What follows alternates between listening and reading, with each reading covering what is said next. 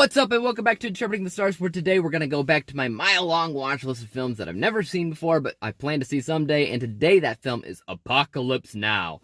No, I have never seen this before now, and there's a few reasons for that. First of all, I've spent a lot of years against films about war because, in general, I personally don't like war. But throughout the years, I've been getting better at that, been enjoying them a little bit more and more, because I can appreciate technical marvels found in any film, so I finally saw Apocalypse Now. Was it worth it to join the ranks of everybody else in the world, or should I have just stayed on my exoplanet?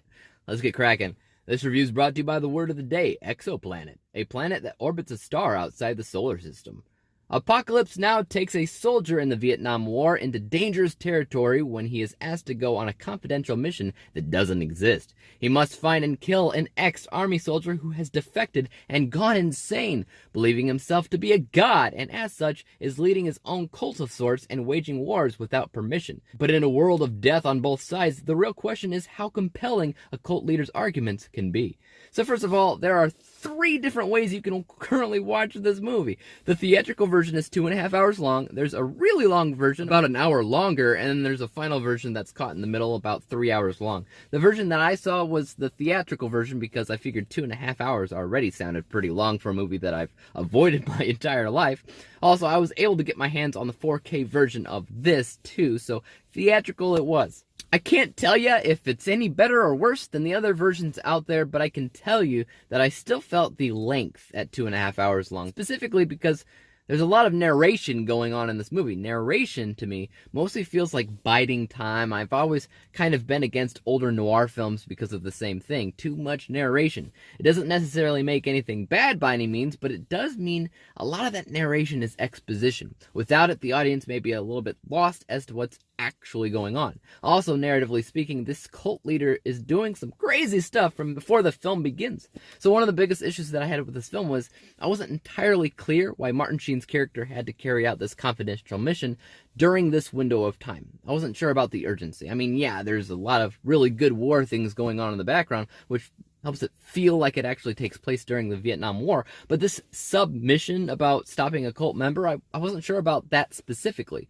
But that's not really a huge complaint, nor is the other problem that I had with this film. I had a problem with Martin Sheen's character not fully feeling like a character that senses much value in his mission. He's a soldier doing what he's told, which is normal, but it doesn't challenge him as a character. Neither of these things are humongous problems. There are minor things that I noticed while watching that could have been better, but I do think a lot of what this film does is very good. Like I said, there's a lot of really good war things going on in the background because when they made the movie, they didn't have things like computer graphics to fall back on. I was genuinely pulled into this war backdrop. I believed that we were in the Vietnam War, that these people weren't actors, but instead truly soldiers. Their chemistry, for the most part, was pretty good, and in general, the pacing constantly presents itself as a gradual and natural rise, just as it should. For 1979, this film consistently impressed me in the world of visuals, cinematography, editing, and music. It's a cinematic experience for sure, regardless on if I personally loved it or not. It's hard not to specifically signal in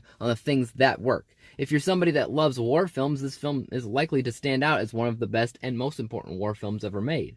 Seeing how I'm not the biggest fan of war films, I didn't actually love it as a whole, but I did appreciate the lengths it went to stand out among the rest. That's why my unbiased score is 84%, but my biased score is a little bit lower at 78% because I had a good enough time with it, but I couldn't ignore the fact that I also found myself bored at other parts of the film. Everything averages out to a final score of 81%, 81 out of 100 possible stars, which is a letter grade of B-. It's okay.